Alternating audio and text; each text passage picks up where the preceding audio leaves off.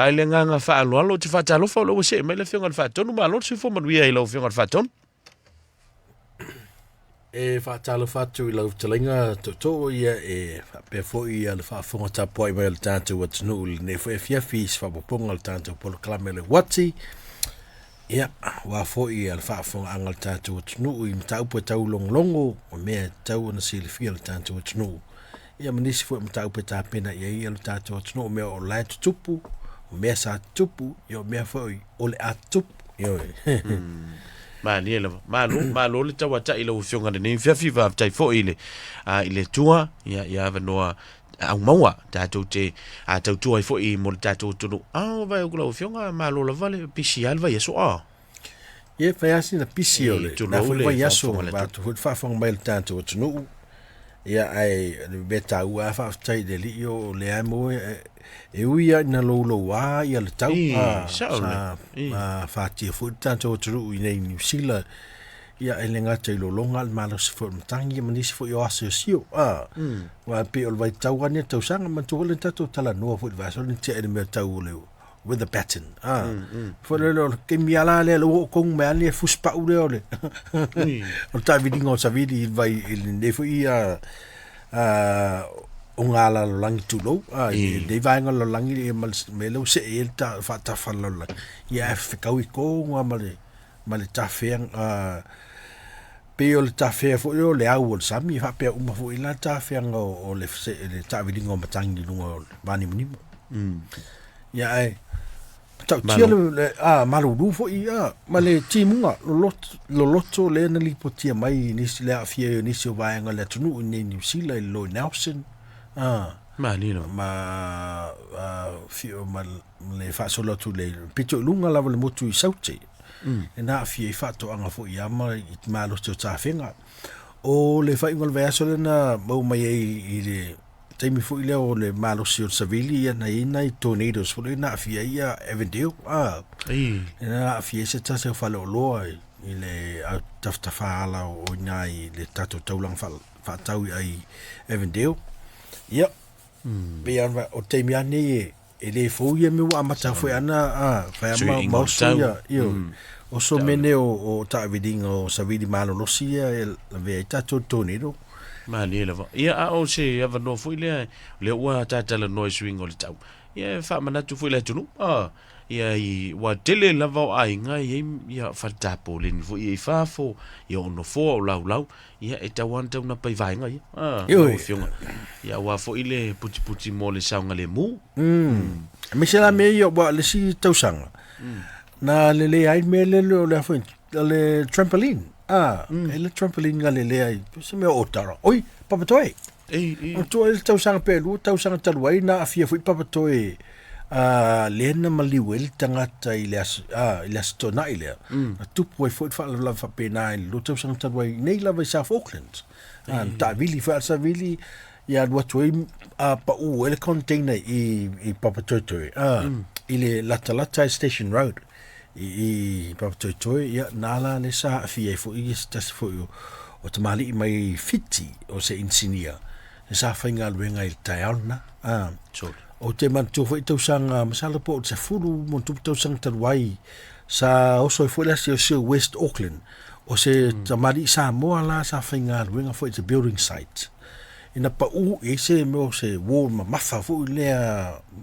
wo si ma awa man tu telo fal tele warehouse se ka uli ko fak wo pidi kilo fa a ko mele wo ngal si e kwa lori ia ke milanga la align ka ulinga la ko wo la o so la si si o taona fa no fulanga o se tasi tamari o tato tunu sa afia I fo I le fo I fala blame ia fa penala fo ia le la fa taile li ia faina ni si le fa blave le tupu mai Evandale West Auckland el fa ingol vai aso le asio ia ai tautona mana ia la fo tuanga le na mai tato tunu vai tatu pe o tatu fali ie kama fo io po na tatu trampoline le fa nga alon fan fa pe malo se tele Seiuli ma nisi me ele o la lusi fo le o tau ina ia ele le ona mautino la le ona mau le va nga na malanga on tu po fa la ve mi se le fa mi fa le ton mo talo tau Mali fa ftai lo fiunga o le la ta amatalia le ya nisi foi Polokalame nisi foi mata upupe ona fa ta to melo fiunga mo tato Uati le nei fiafi. Ile kiwi seva. Ya sa no lo fiunga. Ia. O mantua la o le kiwi seva o le Polokalame le tato kiwi seva le la tipi le tato kiwi seva fo le tupe le soson men malo nga ile 5 susen el tala. Mali. La fa pa o la luas fu 5 sen el tala la to contribution. Al metaua o le tupe fo le sa masana mai yelanga te mantua te misa fa lo kiwi seva sa afetala le na mai ele malo fo kickstart type amatai ia au le temila le nei o le 5 se la luas fu tastala le etu ina mai ele malo fo le ia ai te taua ona ye mo sa fanga e tanga va ai ele tu sama sulu masina taluna na fai ala sa fanga tu sama le afe fasulu tala ia itono le fasulu itono suma lu masina ia o le stores full Iuni taiao ia e fa ngata ilo e umalo taiao ia na sui lo la ia contribution nga fo le sa 5 susen tala ile lus full 5 sen tala yeah, mo ila tau and working full time, contributing 3% of their income. Yeah, al meta wala na mo tatu afapia na ele kiri apalaya maile limaslau do tas tala na fa sau kiwi save. E pe fa popo lau kiwi save. Yeah, what tau na e fa ya la so taiao. Ko ya la o ngei.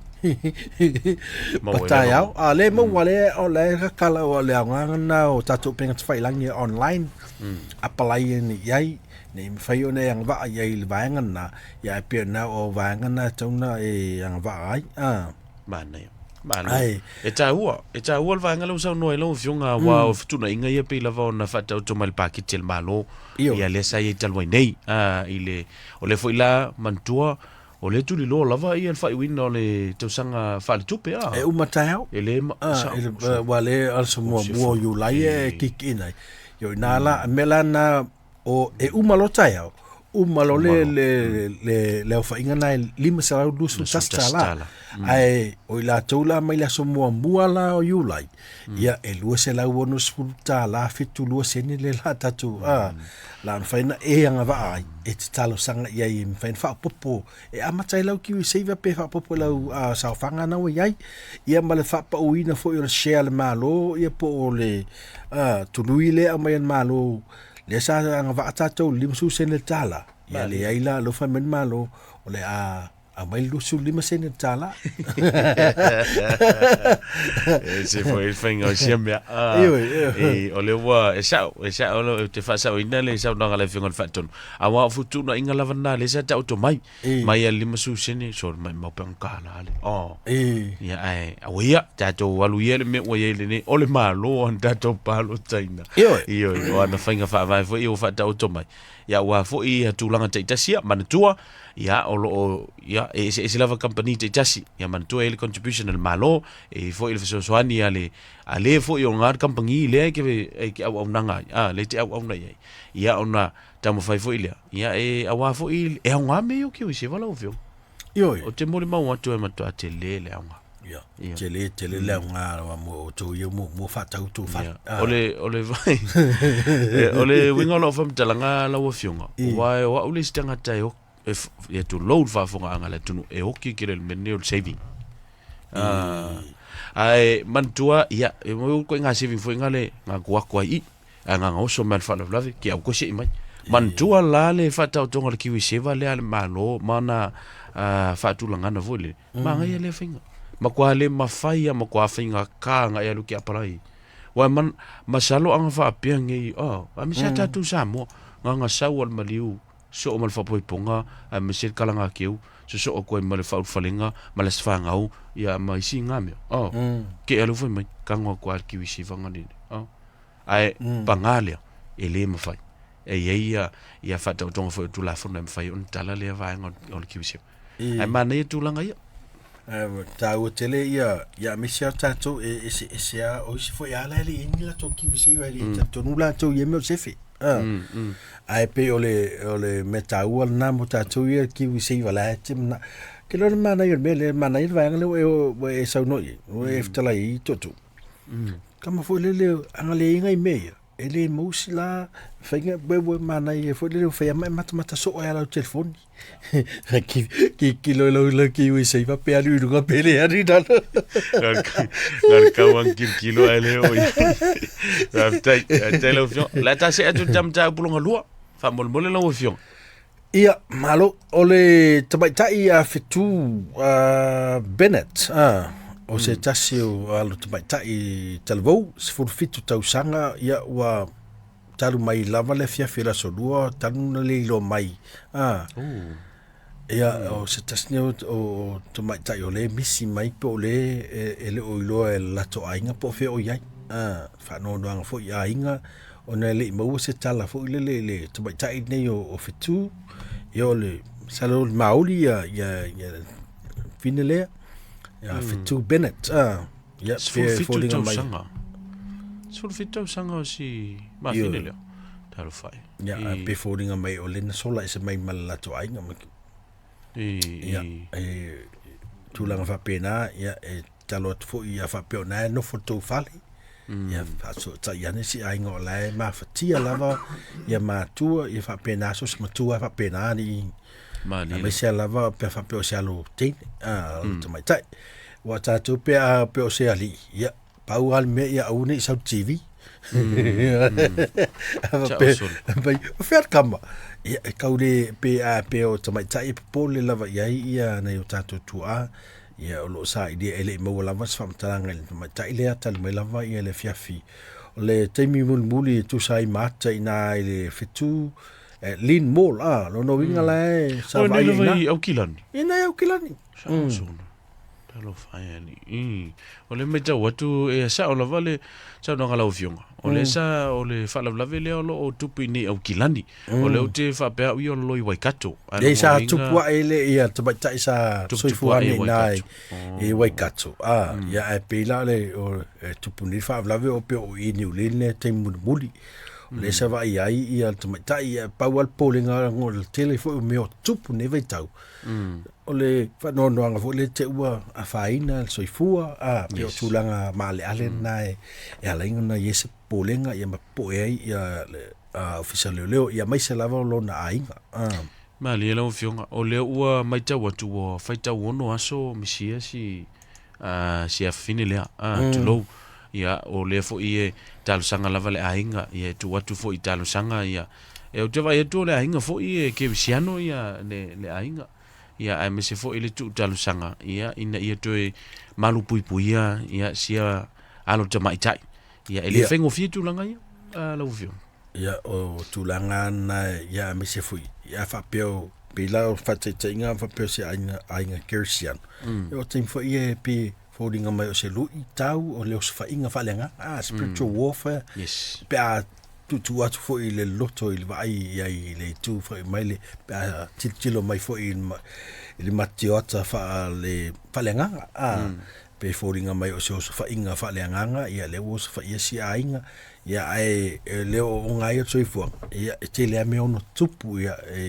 ia fo in ma fo fonga le lo po lo fa so na ainga ia me tau o me ne o tamai mai sia ia alu tu mai tai finga ta tele langona nei pe kele no fu tele ma no se le faina no folo ma ho fau malo lolo ma ho fau se vang na fu so me lenga ngole no lenga ngole so ni ati oi ia po ai lava on tu poni me fa pene ia fa mon mole fa pe to si le fie se me o ye tu mai tai o fetu po fetu Bennett ia fa so ta yani ia se official leo ia pe long fo ilo na ainga ia pe fa pe nai to te neipa mano fa tai lo fionga ole te si jam taup ai tu sai ma vaenga o tu la fono ia po ole tu te fam sinonga la fio ole fionga le minsta o fam sinonga le fionga ia po Goldsmith le o ye se fu fuanga e fola ile se tu la fono tau fa ofi tu la fono tau fa ofi ia le to inga folele fa salanga e faia le mo ila tu e whao lima i a mese lava se tula fono fulele ia wha mawhar whaasalanga e wha popo whaasalanga lai ei i la tau ia mese lava so ni mua le ngā lua pe o leo first responders pe o leo o ambulance ia i la tau pe o securities fulele po leo le sang le mu le anga ia tu pe a wha pe e wala au sisi ongo se nose control ia ma tulang ha pena ia la natu ia le sunga le i min staff amas nonga le fionga ia Paul Goldsmith ia e propose ia se tula funu fo ina i fa mafaina fa salanga ma se ala ia o tu fa salanga tu sama tu fa popo si lua tau sanga ele fa popo ta inga lima tau sanga le ia fa salanga tau na ia au fo fa popo ko isi do ka usanga fa pui pe fa pele fa o lima i se tase o tata wat no fo i le ofinga luenga a misi a pe fa pe o le aku le sau we fia ula vale tele ia ma le fion tali le ia na e tau faila i ki do fusu ma le ala watu si le fo le fa tino la na ia nga luenga wa pe o le whawhitauli na, a me sa fu lele na i skula ki, le lau mana o fu tula funu ne, e whaasafua ia pe whala we tele atu tula funu, e le ngata na o leo, a ia fie fu i mala waengai pe fo mai fu i leo te sonia ambulance, Mali. ia whala we tele atu le whamnianga nei ia pol tula funu ne, ina i mwhaina puipuina i lato lo whinga luenga e avatu ia le sosoni mua pe i lato le mua itali atu i se whaafitauri po se whaavlawe e ono tupu mai, ai ono tulai mai i o lato ai e mua na anga i atu sosoni i whaavlawe lea ia pe whaasao ina fo i ale malu lautelo le atunu e ono tupu mai e ia ni whaalavlawe i po alawe me ono tupu i a tātou tangata lautele ia o tula furo na lo manatu ia le sunga ia Goldsmith ina ia fa mafa fa salanga i tangata la tu te fa o rima i leo o la o me so fui mu o ambulance workers ia o tangata fo mai vo ia mai so son mua ia fa la o tele tu fo ma ila va nga fa inga luenga fa pui vai peo tasina vai nga va peo ngai kamanga le po na tini fo po lo fe ngai ma whawhitauli neo al waku. La sa ngalau sunga le sa leo fa pui. Ka unga e loa pule asa whainga tae whea ngai ma tangata nei a meisia ia teimi fo i whawhitauli le paunta. O lau whionga i hei lava tu la whono e whaatau tu fo i le malu pui ai fo i lau whenga aluenga. Au te mole mau atu ma le ngā whaalola tu sai ma le whisiri. Te le o whawhitauli na. I matou foi vai tau ia tu lo ia nisi foi la uso me se foi ia nai tu fa fine te mia te tala no ai ia ile au nanga lea e o sai pe ano o fauto foi nisi la uso e man tu pe on tu talo la nga luenga ile fengo fi a me sen men nei o la salt is it's a very serious matter ia ile ngata I tu tonu nga luenga yo e si tasi o matou uso intia sa matou ul fale fa tasi le au nanga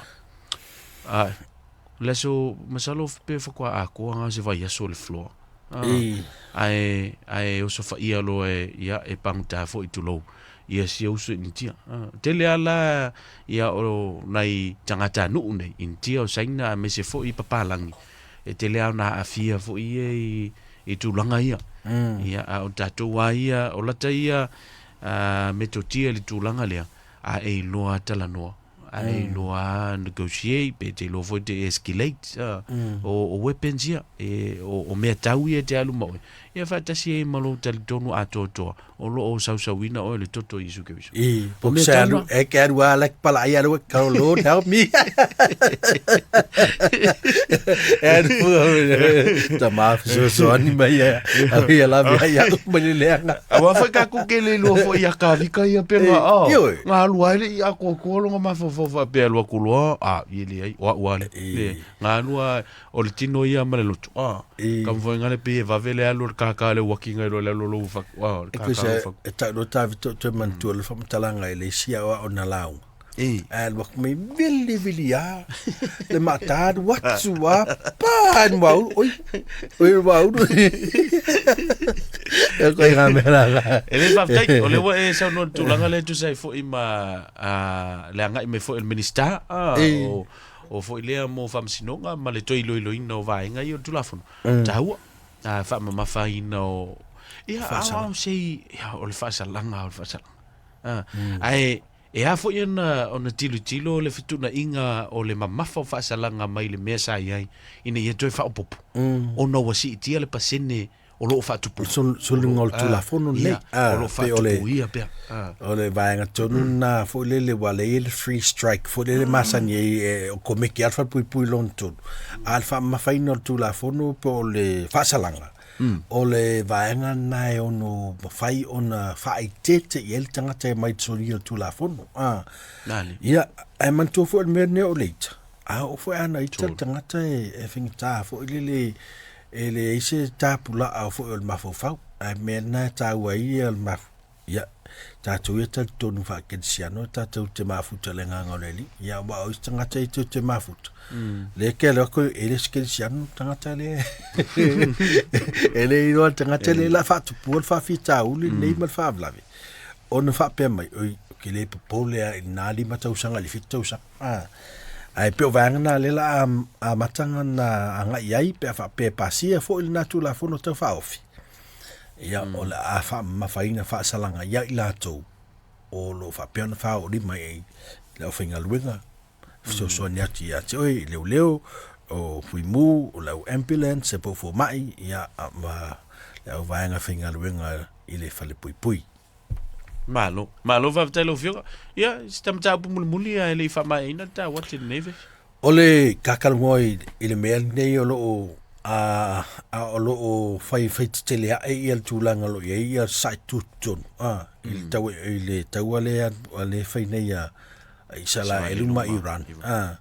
ole me fo le polenga te ua o so fai lo Amerika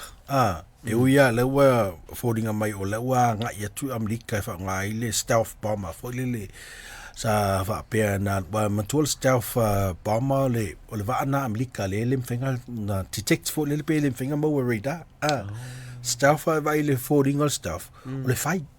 vai le ia fai vai fodinga vo le ai kusala wo umo na kava umale e ile pa fa pitoa le lo la ma fai una na ufiele le va ne ele fa na ali se va en o se u me fo le ia va ngala na na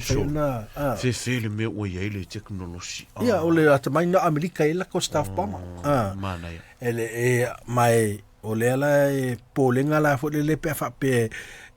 fai tele vanga nei ai anga ilo Amerika o fai lole ia e ono fa le tonu e fo tama ai ngalo langi e ono fa le tonu e fo tawel pensin to ya wa e le ia i lungol te ole tawel pensin ma tua pe tato tal no fo istem pe ia le pensini lavale leading commodity po le oloa le na eta yala ta mua i vaenga ole tama ainga e te lela wa atango tale pensini o tango tale pa wa manko pensini o le pa o tango tale pa se o tango tale tongina o loli le feve ia o loa le feo e va wal pensini maswa uma mai fa pena atango ta mantola atunu ia Iran tasile supply ole ole tele ia swa o fa pensa we male pensini tiso ma vanga o fa pensa mai ia tunu ala pi nei po atunu o sa tu tonu ia pe ole va inga maula le fo le fa business po la to fo ata mai tama ainga ia fa mai fa pela e o solo ko Amerika i fa lo ka wala ia le polenga langa lo manga ia spensing ni we manga ia o fa yana talu do tala fast food do tala todos food ai e a matalona fa tele le tawole chilo ia ka ko akuro no nge unga ule ko i ala kal kolkala ia wa matuale nga o paletu finga malo nei o tala malu do tala kolkala totala le melesa ia le kato pensini ewi on ngal kawalenga on mai o mako Ukraine malusia le sa tile ala to swau Te lefa la ko supply. Leofo isa mai tauina fo le kele o kako sections isa fatino. Me fala na popole ni ito o ye tato. Ole tasila na me ino te woto e fitu na walang ole sina fina ngal president America na fai mai. Wa tau na fa matanga tanga nisio o tapu le sa ya Lucia. Tau ia se vang pa pena walang o mela e on masofa ilo I mal tatu tamaing. Ia a whainga umalona lang ia to walanga e taung tā Lord Pensini, taung tā ia o whinga tā fwina o le soifuanga. Ai meise tau soifuanga leo le fua tasi se malo ma se atunu. Taunga tā ia o kai po toi titia whaalua ina tau ia ka kilong whinga o le a kile whinka un kalpa se se valeli. Meise tā tau le fio sa mot palota e ui o le to ala iti tā tau na le stala. Kei loa, o le mea lo te whai atua. Tu loa ele o ia fo lau puatam whainga e pule lau fo ia stafu nei lano wa. A o le wha no noanga iacha. O le toa telo tātou mtua whai tio ia Samoa. A pe whai o tātou manatu ia Samoa. A lai nese so le palota. Ele atoa se te fase la un tangata palota Samoa o mautino mai mfen palota tu ifaf. Si la lau finga li poti a le uta o le finga palota. Ia talua yo no fataloanga la va o mea fa va malo. Ia fianga pe a fai I taua ma misolo tupu mai lanjulang. Ai fai o il ta Polokalame ne fifi. O ta u al finga palota. Lo finga fa fe mon tupu le sa fa standpoint. Onga o le mawhai o na wha mali e ina o le whainga o le stala. O ye inga. O lono inga o le nafa matalanga. A whai mo tātou mani whafo, a whai o le tautila vea le whahawhelea. I lono inga, mua, e ini wha maunga ele o a toa lona a wina atu mo le ofisa o whainga paluta, lona lua. E le mawhai a ona a toa le whainga o le stala lea. Se I vanga na iwa malanga I Samoa. E whai le ata ma le pai security. Ia o le vaso nei le umai. O le vaso whao lai. Ia o le asfal vaso nei. O le pasese la. O le pasese la ka kou le kami. So le. La o fionga. O so. Ai wala e malanga tu la. Ia se vanga nai tu lo whaafonga le atu. A whaila na te fia malanga. Elisi mo. Ta pena la. Lo knowinga. E sili e le alwa kwa ngofolo si o ia aukuso. A wa e whaila le malanga e wha ato toa le vaenga lea o le tapenanga fo ile le stala. Ia ai to e alfo ila e whai teimi o le whainga o lau ekis. Kaimi o le solofulu iwa au kuso to lo whafonga le atunu. No winga tia ilolo a inga mala whanau ai halu ke ngungu Samoa. Ia pena mga alwenga. Ai ono le tau. Teimi na fo le walanga tauna i Samoa. Whaatino au biometrics o la wata mau tulanga lima. Ia ai koe whaakari man paroka. Ia maria ia. Kako paloka ia ku le kako ngofoi. Ia whaftai lau fionga le wata uatu langa le am taulunga I ta Polokalame ne fi meta palota. Mana tua o le fo e pa o tatu whainga palota mo pitunu. Auckland Councils. Pe ona whaasisila inatu I le mamano le tātou. Tema. Ia. O Kitopa. Ai o leu whaatulanga ia fo ia sui e fia tau futuli. Leu te tala le avanoa. Ia mo I latou fo ia si a au I le tūlanga. Oi ia wawa I la lau fionga. Le lau o wa aia kurka o le pasese leu tātala noa le fefili. O le pasese tau ngofia ai a fese lau ono fitu. I le alu. Ngal kasia. O le alu. O inga le anu. O la kurua e me se vaala. Ia, o vaenga na. Whaftai lau fionga. Ia, wa fo ili tau longolongo le malo le antunu. Ili tato wati le nefia. Beise si vaenga e te... Nei, whaftai, ia, I lau talenga fo I... So ni mai fo ta Polokalame. Whaftai fo I whafong mai le tato atunu. Whapean au ngā. Ia, whaonga ina fo I. Ia, ta ua mo si fio le tato atunu. Ia fa malu watu la fa sa se upule tau te mali la tu fa fonga ia mai malu ave fale to loto fin ngalo